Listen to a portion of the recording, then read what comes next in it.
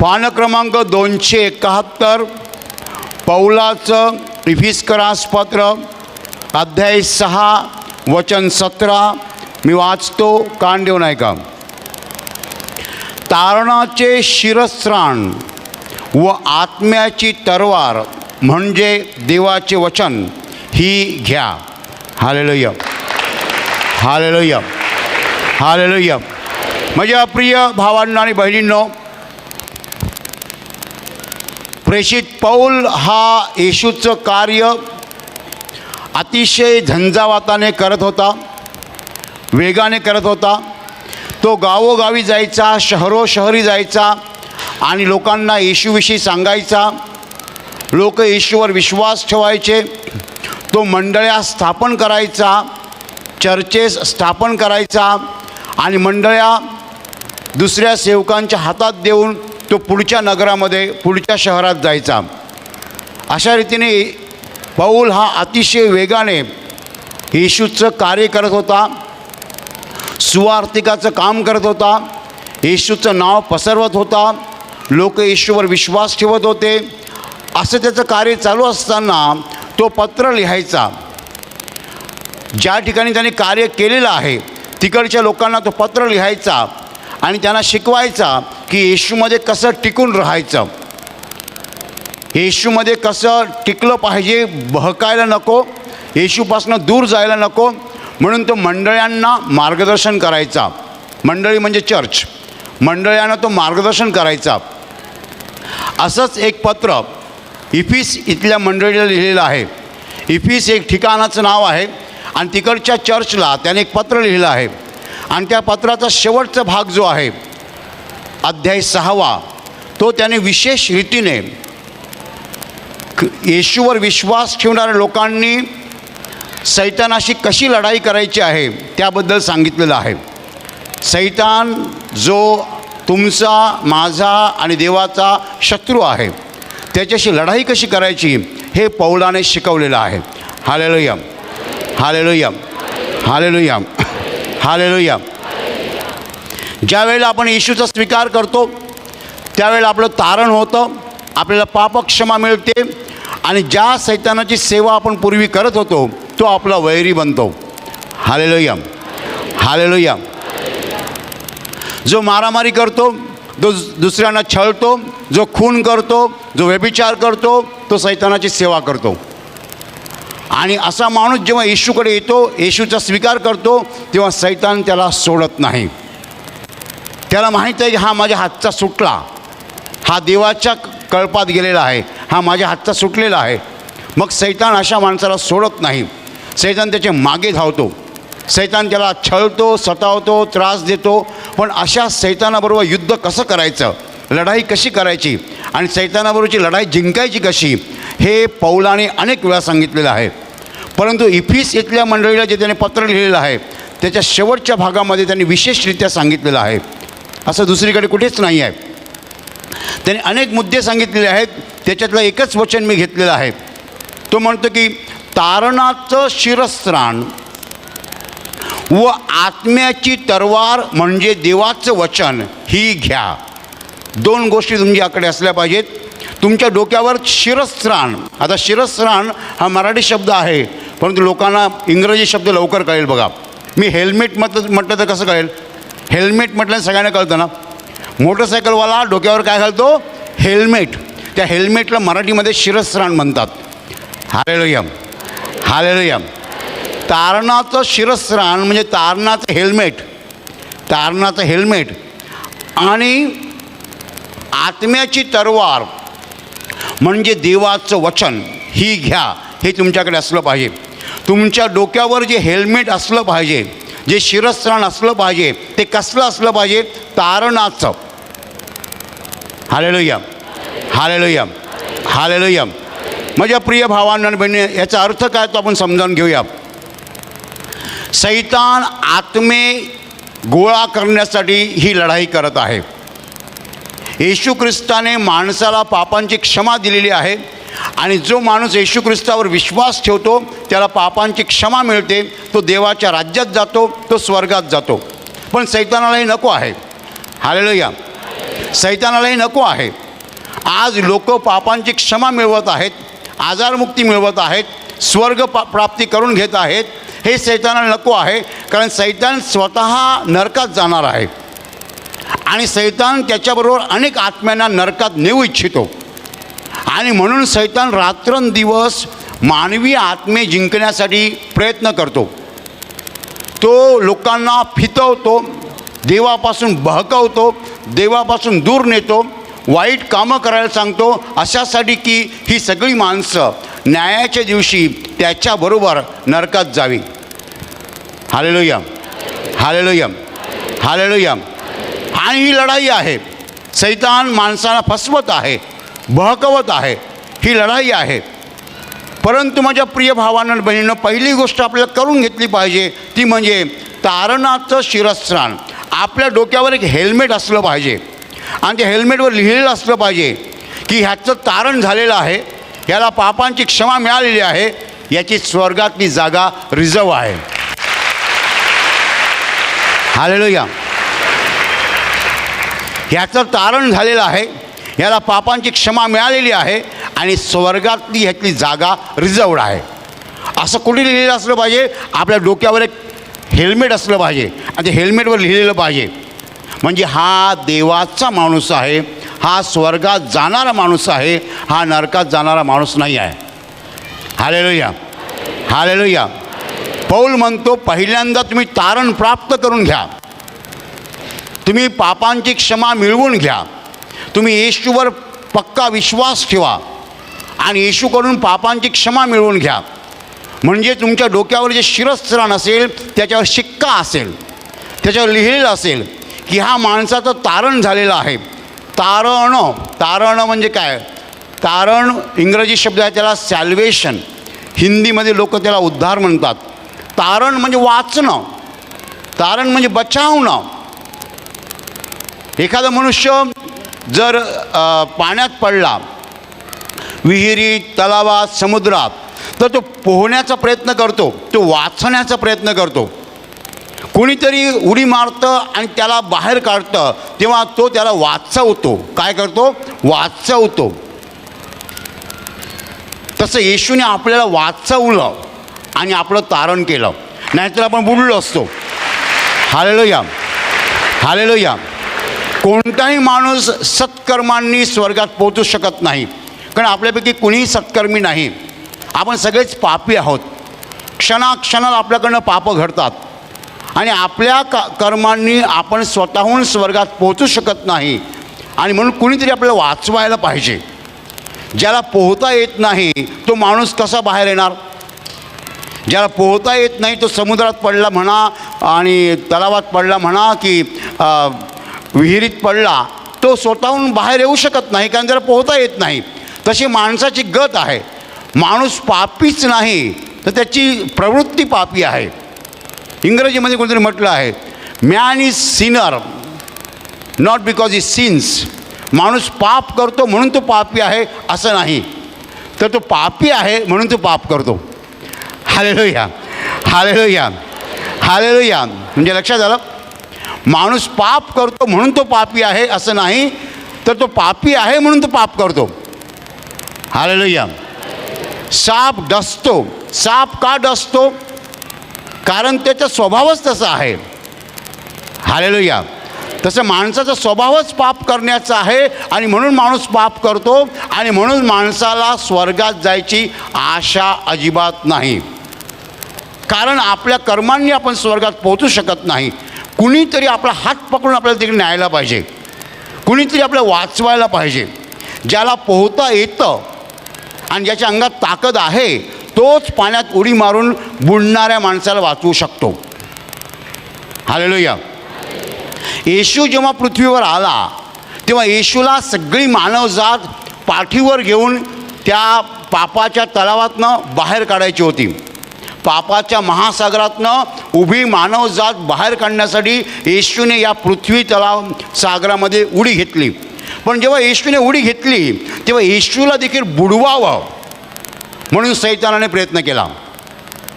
जो स्वतः दुसऱ्यांना तारण्यासाठी आला होता त्याला बुडवावं म्हणून सैतानाने त्या प्रयत्न केला. सैतानाने येशूलाही सोडलं नाही. सैतानाने येशूची परीक्षा घेतली, त्याला 3 मोह घातले आणि येशूने 3 मोहावर विजय मिळवला. Hallelujah, hallelujah, hallelujah, hallelujah, hallelujah. येशूने उपवास केला होता आणि येशूने अन्न घेतलं नव्हतं. येशूला भूक लागली होती. सैतान म्हणाला, तू जर देवाचा पुत्र आहेस तर या दगडांना भाकरी हो असं म्हण आणि मग त्या भाकरी तू खा. काय म्हणाला तो? की जर तू देवाचा पुत्र आहेस, तुला सगळं शक्य आहे, तर ह्या दगडांना भाकरी हो असं म्हण आणि मग त्या भाकरी तू खा, तुला भूक लागली आहे ना. येशूने काय उत्तर दिलं त्याला? की मनुष्य केवळ भाकरीने नव्हे तर परमेश्वराच्या मुखातून निघणाऱ्या प्रत्येक शब्दाने जगेल. हालेलुया. म्हणून येशू जेव्हा प्रवचन द्यायचा 3 दिवस लोक अन्नाविना त्याच्यासमोर बसायची. 3 दिवस अन्न घेतलं नाही तरी त्यांना काही झालं नाही. दुसरा मोह घातला सैतानाने. सैतानाने त्याला, येशूला एका उंच ठिकाणी नेलं, उंच डोंगरावर नेलं आणि सैतानाने त्याला सांगितलं की इकडनं तू उडी मार, देवदूत तुला झेलतील कारण तू देवाचा पुत्र आहेस. काय म्हणाल तो? देवदूत तुला झेलतील कारण तू देवाचा पुत्र आहेस. आणि येशूने उत्तर दिलं, तू देवाची परीक्षा बघू नकोस. मला झेलणार देवदूत, हे खरं आहे, असं वचन आहे जुन्या करारामध्ये की तू उडी मारलीस तुला झेलणार देवदूत, पण मी परीक्षा पाहायची का? Hallelujah, hallelujah. येशूने असं म्हटलं की माझ्या शिष्यांनी विष जरी घेतलं तर त्यांना काही होणार नाही, असं येशूचं वचन आहे. याचा अर्थ मी विष मागवायचं आणि प्यायचं का? विष मागून प्यायचं का? नाही, ती देवाची परीक्षा ठरेल. देव तसं करतो की नाही हे बघायचं आहे का? म्हणजे देवाची परीक्षा घेता का? येशूने नकार दिला उडी मारायला. मग सैतानाने 3रा मोह घातला. सैतानाने त्याला उंच डोंगरावर नेऊन पृथ्वीवरची सगळी राज्य दाखवली. पृथ्वीवरती काय वैभव आहे ते येशूला दाखवलं आणि सांगितलं, हे सगळं माझ्या हातात आहे. जर तुम्हाला नमन करशील ते सगळं मी तुला देईन. लई हुशार आहे ना? जर तुम्हाला नमन करशील तर मी हे सगळं तुला देईन. येशूने सांगितलं, फक्त देवासमोरच नमन करायचं असतं, तुझ्यासमोर नाही. Hallelujah, hallelujah, hallelujah. आता सैतानाने हा प्रयत्न का केला? तो माणसांना वाचवायला आला होता, त्यालाच बुडवण्याचा सैतानाने प्रयत्न केला. आणि तो माणसाला कसा वाचवणार जर तो स्वतः निष्पाप असेल तर? हालेलुया. जो माणूस पाण्यात उडी घेतल्यावर बुडणार तो माणूस दुसऱ्याला वाचू शकतो? नाही. जो स्वतः पाप करतो तो पापी माणसाला वाचू शकेल? नाही. येशूने आयुष्यात एकही पाप केलं नाही, एकही पाप केलं नाही. म्हणजेच तो सैतानाच्या तावडीत अजिबात सापडला नाही. सैतानाचा त्याच्यावर जराही अधिकार नाही आहे. जगाच्या इतिहासामध्ये असा एकच मनुष्य होऊन गेला ज्याने प्रश्न विचारलेला आहे की तुमच्यापैकी कोण मला पापी ठरवतो? हा प्रश्न कोणी विचारू शकत नाही. कोण मला पापी ठरवतो? म्हणजे त्याच्यामध्ये पाप अजिबात नव्हतं. Hallelujah, hallelujah. माझ्या प्रिय भावांनो आणि बहिणींनो, येशू आपल्याला वाचवण्यासाठी या जगामध्ये आला आणि त्याने आपल्यासाठी क्रूसावर अर्पण केलं स्वतःचं आणि आपल्याला वाचवलं. तेव्हापासनं माणसं सैतानाच्या हातातून निसटायला लागली, सुटायला लागली. जो येशूवर विश्वास ठेवतो तो सैतानाच्या हातातून सुटतो, कारण त्याला पापांची क्षमा मिळते. एकदा तुम्हाला पापांची क्षमा मिळाली की तुम्ही सैतानाच्या राज्यात नाही आहात, तुम्ही देवाच्या राज्यात आहात. हालेलुया. म्हणून सगळ्यात पहिली गोष्ट आपण करून घेतली पाहिजे ती म्हणजे पापांची क्षमा मिळवली पाहिजे. प्रभू येशूसमोर यायला पाहिजे आणि प्रभू येशूला सांगायला पाहिजे की मी पापी जीवन जगलेलो आहे, माझ्या ठाई पाप आहे, मी पापं केलेली आहेत, मी कबूल करतो की मी पापी आहे. प्रभू येशू तू मला क्षमा दे, कारण तू माझ्यासाठी क्रूसावर मरण पावलेला आहेस माझ्यासाठी तू तुझं पवित्र रक्त सांडलेलं आहे, माझ्यासाठी तुझा पवित्र देह तू दिलेला आहे आणि तू माझ्या पापांची शिक्षा स्वदेहावर वाहिलेली आहे. म्हणून प्रभू येशू, तू जर मला क्षमा देशील तर मला क्षमा मिळेल. Hallelujah, hallelujah. एकदा आपण अशी क्षमा मागितली आणि आपल्याला क्षमा मिळाली म्हणजे आपलं तारण झालं. तारण होणे म्हणजे स्वर्गातलं स्थान निश्चित करणं, रिझर्वेशन. हा शब्द सगळ्यांना जास्त कळतो. स्वर्गातलं स्थान निश्चित करणं म्हणजेच स्वर्गातली आपली जागा रिझर्व करणं.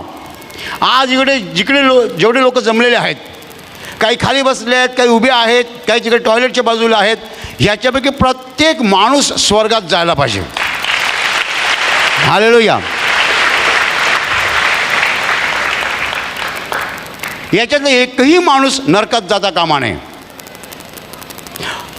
घरी परतताना 2 तास बससाठी उभं राहावं लागलं तरी चालेल, घरी गेल्यावर जेवायला मिळालं नाही तरी चालेल, पण मेल्यावर मात्र स्वर्गात जायला पाहिजे. Hallelujah, hallelujah, hallelujah. माझ्या प्रिय भावांनो आणि बहिणींनो, आपल्या सगळ्यांचं तारण व्हायला पाहिजे म्हणजे आपल्याला पापांची क्षमा मिळायला पाहिजे आणि मेल्यानंतर आपण सरळ स्वर्गात जायला पाहिजे. हालेलुया. तारण महत्त्वाचं आहे. तारणाशिवाय ह्या जगात काहीच महत्त्वाचं नाही आहे. म्हणून येशू एकदा म्हणाला की मनुष्याने सगळं जग मिळवलं परंतु स्वतःचा आत्मा गमावला तर त्याला काय लाभ. या जगामध्ये माझी 10,000 एकर जमीन असली, माझे 25-30 बंगले असले आणि 50-60 कार्स असल्या आणि मी मेल्यावर जर नरकात गेलो तर फायदा काय. हालेलुया. आयुष्याची कमाई काय, आयुष्यात काय मिळवलं. तुम्ही ह्या आयुष्यामध्ये जर जमिनीच्या मागे जात असाल, बंगल्याच्या मागे जात असाल, पैशाच्या मागे जात असाल, पण मेल्यावर जर तुम्हाला स्वर्गात जाता येणार नाही तर तुमच्या आयुष्याची कमाई ती काय. म्हणून सगळ्यात पहिली गोष्ट जी आपल्याला आवश्यक आहे ती म्हणजे तारण.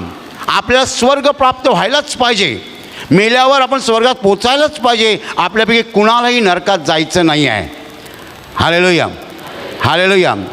पौल म्हणतो तुमच्या डोक्यावर एक हेल्मेट असलं पाहिजे, एक शिरस्त्राण असलं पाहिजे डोक्याचं रक्षण करण्यासाठी.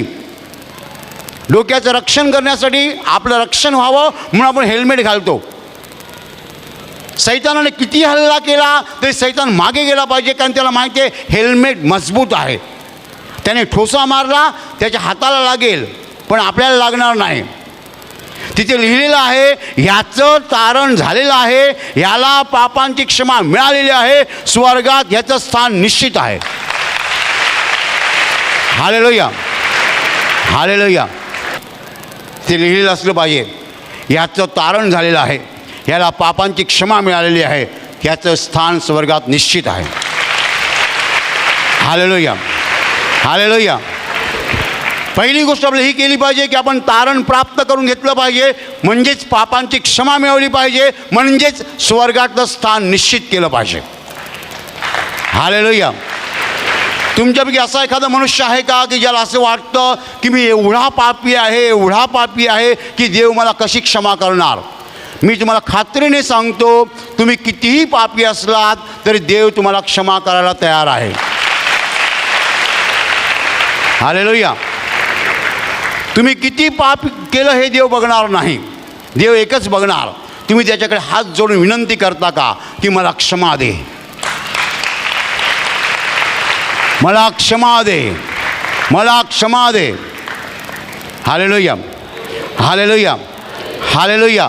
एक माणूस आशीर्वाद प्रार्थना केंद्रात आला होता आणि त्याने मला सांगितलं, ब्रदर मी अतिशय पापी जीवन जगलेलो आहे, अतिशय पापी. माझ्या हातात नेहमी तलवार असायची, मी लोकांना मारायचो. पण एक दिवस मी आजारी झालो, माझी बायको आजारी झाली, आम्ही एका प्रार्थना सभेला गेलो, तिकडे मी येशूचा स्वीकार केला आणि आता मी येशूचं कार्य करतो आहे. 5 वर्षामध्ये 29 चर्चेस त्यांनी काढली 5 वर्षाच्या काळात. आणि हा माणूस आज लोकांच्या डोक्यावर हात ठेवून प्रार्थना करतो, जो एकेकाळी हातात तलवार घेऊन लोकांना मारायचा. हालेलुया. तो माणूस माझ्या समोर बसला होता, आशीर्वाद प्रार्थना केंद्र झाला होता, दिसायला अतिशय राकट म्हणजे कडक. त्याच्या चेहऱ्यावर मी समजलो निश्चितपणे हा मनुष्य गुंडगिरी करणार असेल. तो म्हणा हातात तलवार घेऊनच मी असायचो नेहमी. आज मी म्हणजे लोकांच्या डोक्यावर हात ठेवून प्रार्थना करतो. आणि येशूचं कार्य करताना त्याला मारलं लोकांनी, तरी त्यांनी हात उचलला नाही. आणि त्यांनी पोलिसांना सांगितलं ज्यांनी मला मारलेलं आहे त्या सगळ्यांना मी क्षमा केलेली आहे.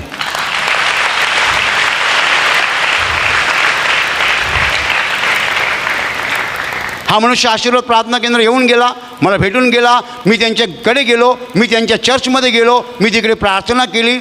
माझ्या प्रिय भावांनो आणि बहिणींनो, मला काय सांगायचं आहे, जो मनुष्य नेहमी तलवार हातात घ्यायचा त्या माणसाला देवाने क्षमा केली.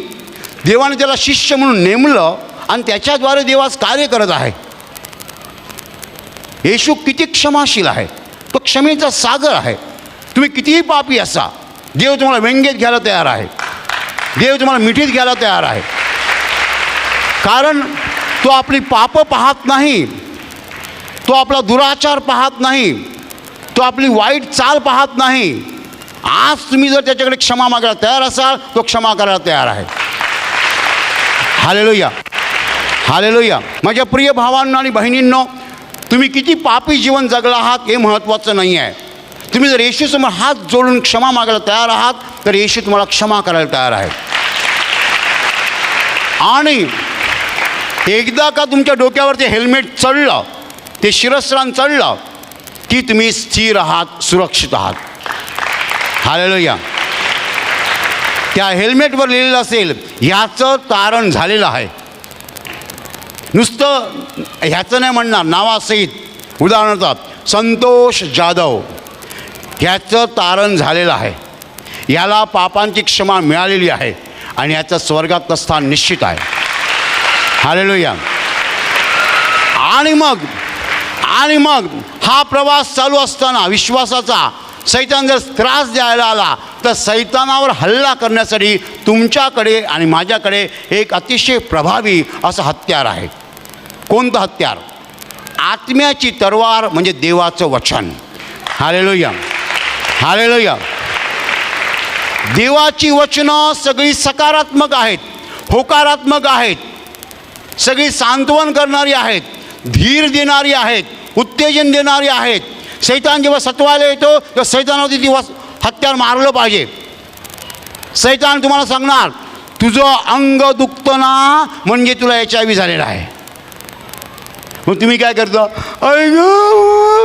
काय झालं? नाही मला कदाचित HIV झाला असेल. कोणी सांगितलं HIV झाला आहे? नाही मला असं वाटतं. कसं वाटतं? वाटत नाही, तो सैतान सांगतो. कोण सांगतो तुला? सैतान. किती लोक मला येऊन सांगतात HIV म्हणा, कॅन्सर म्हणा. कुठेतरी एवढीशी गाठ झाली, कॅन्सर. कुठेतरी एवढासा पांढरा डाग आला, महारोग. जर अंग दुखायला लागलं, TB. बरोबर. हे तुमच्या कानात कोण सांगतं? सैतान. त्याने सांगितलं की त्याला उत्तर देता आलं पाहिजे. येशूवरती जेव्हा हल्ले झाले 3दा, सैतानाने 3 हल्ले केले, 3 वेळा त्यांनी वचनातनं उत्तर दिलं. Hallelujah, hallelujah. 3 वेळा येशूने वचनं सांगितली आणि सैतान परतवून लावला. जर तुम्हाला सांगितलं सैतानाने की तुला HIV झालेलं आहे, त्याला काय उत्तर देता आलं पाहिजे? येशूने मला पापांची क्षमा केलेली आहे, मला आजार होऊ शकत नाही. हालेलुया. येशूने मला पापांची क्षमा केलेली आहे, मला आजार होऊ शकत नाही. सैतान खाली मान घालून पळणार. Hallelujah, hallelujah, hallelujah. अनेक सैतान सांगेल की सध्या बेरोजगारी वाढलेली आहे, बेकारी वाढलेली आहे, नोकऱ्या नाही आहेत. तुझ्या मुलांना नोकऱ्या कशा मिळणार? तुमची मुलं ग्रॅज्युएट झाली, नोकऱ्या शोधत आहेत. तुमच्या कानावर सैतानाचे शब्द येणार की तुमची मुलं जे ग्रॅज्युएट झालेली आहेत त्यांना नोकऱ्या मिळणार नाहीत, कारण नोकऱ्या संपलेल्या आहेत. त्याला उत्तर द्यायचं, येशू विपुल जीवन देण्यासाठी आलेला आहे. हालेलुया. येशू विपुल जीवन देण्यासाठी आलेला आहे. तो मला सगळं देणार म्हणजे देणार म्हणजे देणार. आशीर्वाद प्रार्थना केंद्रामध्ये आज तुम्ही हजारो लोक बघता, परंतु जेव्हा हे केंद्र सुरू झालं तेव्हा मला सैतानाशी जबरदस्त टक्कर द्यावी लागली. मी जेव्हा येशूचं कार्य करत होतो 1985ला मी येशूचं कार्य करायला सुरुवात केली. 85 ते 97 मी वसईमध्ये गावोगावी जाऊन प्रवचनं दिली. प्रत्येक चर्चमध्ये जाऊन मी प्रवचनं दिली आणि 12 वर्षे मी प्रवचनं दिली. माझ्याकडे येशूचं सामर्थ्य नव्हतं, पण मी प्रवचनं मात्र द्यायचो. जेव्हा येशूने मला नोकरी सोडायला सांगितली, मी येशूला विचारलं मला सामर्थ्य दे. येशू म्हणाला पहिली नोकरी सोड, मग मी सामर्थ्य देतो. आणि मग मी नोकरी सोडली. नोकरी सोडल्यानंतर ह्या केंद्रामध्ये फक्त ख्रिश्चन लोक यायला सुरुवात झाली, कारण माझं कार्य ख्रिश्चन लोकांमध्येच होतं. मी चर्चमध्ये कार्य करायचो. 25, 50, 100, 200, 300 ख्रिश्चन लोक प्रार्थनेला यायचे. एक ते नेमके 200-300 लोक येत होते. 200-300 लोक यायचे बंद झाले आणि मी तर नोकरी सोडली होती. आणि मी प्रार्थना करायला गेलो आणि मी येशूसमोर आहे आणि मी येशूला विचारलं काय करणार. लोक यायचे बंद झाले, काय करणार. आणि येशू काही वेळ बोलला नाही. लक्षात ठेवा, देव ताबडतोब बोलत नाही. कधी मोठा माणूस ताबडतोब बोलत नाही. तर देव तर माणसापेक्षा महान आहे. काही उत्तर आलं नाही. हालेलुया. मी येशूला विचारलं काय करणार. करणार काय, मी तर नोकरी सोडलेली आहे. आणि मग आवाज आला, शब्द येशूचे असे होते. येशू म्हणाला, सुवार्ता पहिल्यांदा ख्रिश्चन लोकांनी ऐकावी अशी माझी इच्छा होती आणि म्हणून मी ख्रिश्चन लोकांकडे पहिल्यांदा आणलं. त्यांनी जर आता नकार दिलेला आहे तर ह्यानंतर अख्रिस्ती लोकांसाठी माझे दरवाजे सताड उघडतील. माझे दरवाजे सताड उघडतील. आणि येशू म्हणाला, यापुढे अख्रिस्ती लोक लोंढ्याने आशीर्वाद प्रार्थना केंद्रात येतील. लक्षात घ्या, त्या काळामध्ये एक माणूस अख्रिस्ती नसे. एक माणूस अशा काळात येशूने मला सांगितलं, एक पण अख्रिस्ती नव्हता. तेव्हा मला येशू म्हणाला लोंढ्याने येतील, लोंढ्याने. आणि येशू पुढे म्हणाला, तू कशाला घाबरलास. तू जर माझी नोकरी करतोस तर तुझा पगार देणं हे माझं काम आहे. येशू पुढे म्हणाला की ख्रिस्ती लोक येत नाहीत, ह्याच्यामुळे तुझं नुकसान नव्हे तर माझं नुकसान होत आहे.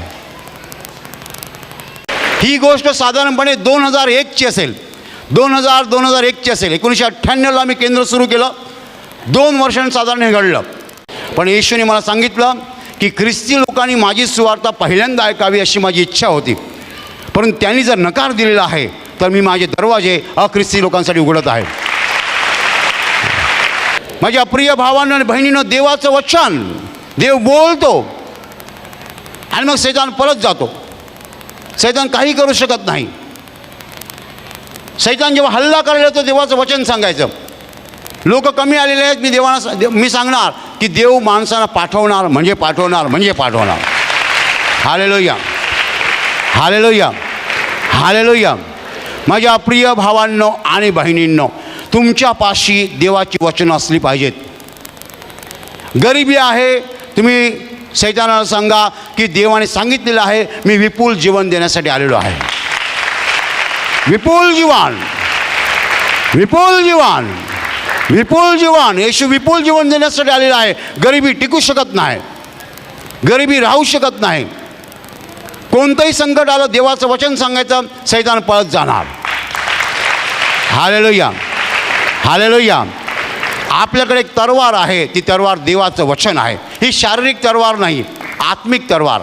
देवाचं वचन सांगितल्यानंतर सैतान पळत जातो. हालेलुया. काही संकट आलं त्याच्यावर देवाचं वचन हे उत्तर आहे. काही संकट असो, देवाने मार्ग दाखवलेला आहे. देवाने आपलं उत्तर देऊन ठेवलेलं आहे आणि म्हणून आपण काळजी करायची गरज नाही आहे. या जगामध्ये, ह्या जीवनामध्ये कितीही संकट येवोत, कितीही दुःख येवोत, कितीही अडचणी येवोत, आपल्याकडे उत्तर तयार आहे आणि ते उत्तर देवाचं वचन आहे. हालेलुया. देवाचं वचन म्हणजेच देवाचे शब्द, म्हणजेच देवाचे नियम, म्हणजेच देवाच्या आज्ञा. हालेलुया. तुमच्या भावाने तुमची जमीन बळकावली, हा प्रॉब्लेम आहे. ह्याच्यावर उत्तर काय? उत्तर काय सांगा? जग म्हणते पोलीस केस करा, कोर्ट केस करा. देव म्हणतो क्षमा करा. बाबा बाबा बाबा. मग तुम्ही जर क्षमा केली आणि भावाला जमीन देऊन टाकली तर काय होणार? वरचा तुम्हाला जमीन दिल्याशिवाय सोडणार नाही. तो तुम्हाला दिल्याशिवाय सोडणार नाही. आणि त्याने जमीनच कशाला द्यायला पाहिजे हो? त्याने तुमचा मुलगा अमेरिकेत पाठवला तर पैसे वसूल. Hallelujah, hallelujah. तो काही देऊ शकतो, तो एखादा बिझनेस देऊ शकतो, काही देऊ शकतो.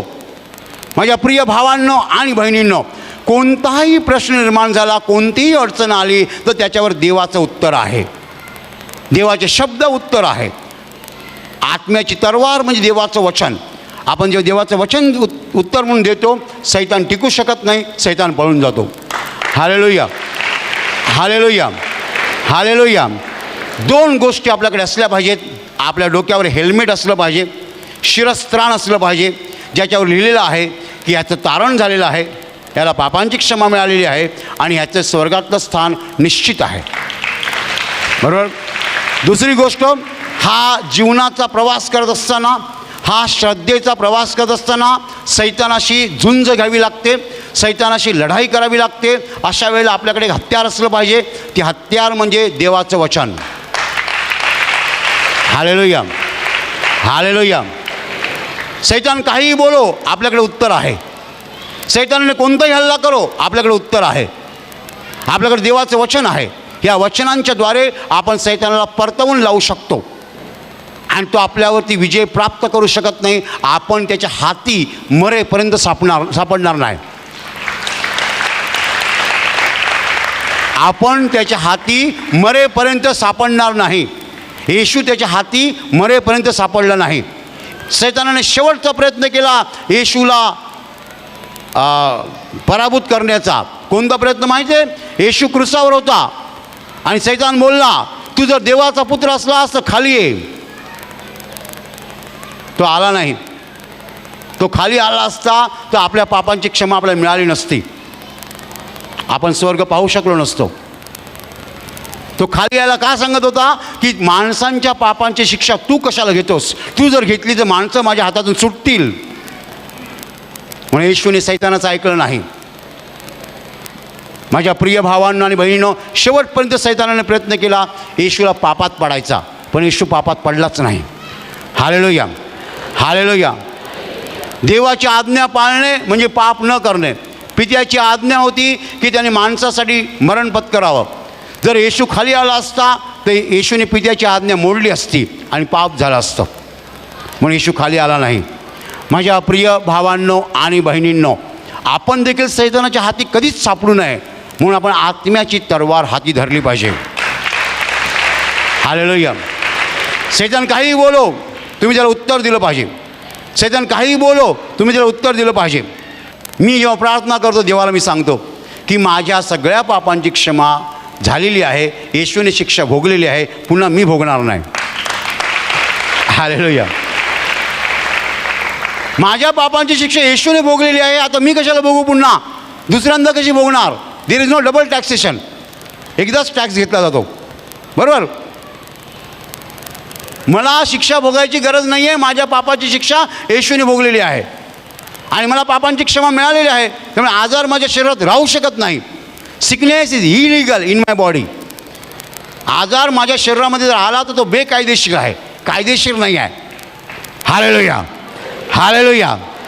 कारण कायद्याप्रमाणे मला क्षमा मिळालेली आहे पापांची आणि म्हणून माझ्या शरीरामध्ये आजार राहू शकत नाही. सैतानाला परवानगी नाही आहे. आलाच तर तो बेकायदेशीरपणे येईल, त्याला मी हाकलून लावेन.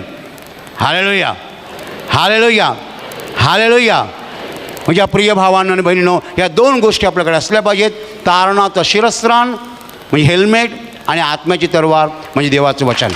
हालेलुया. आणि आता मी तुमच्यासाठी प्रार्थना करत आहे. तुमचे डोळे मिठा आणि तुमच्या शरीराच्या ज्या भागाला आजार आहे त्या भागावर हात ठेवा. विश्वासाने हात ठेवा. प्रभू येशू स्वतः तुम्हाला स्पर्श करेल आणि एका क्षणात तुमचा आजार नाहीसा करेल. तुमच्या शरीरातील प्रत्येक आजार प्रभू येशूच्या पवित्र नावात नष्ट हो. तुमच्या जीवनातील प्रत्येक दुःख प्रभू येशूच्या पवित्र नावात नष्ट हो. आणि तुमच्यावर आणि तुमच्या कुटुंबावर प्रभू येशूचे महान आशीर्वाद होत.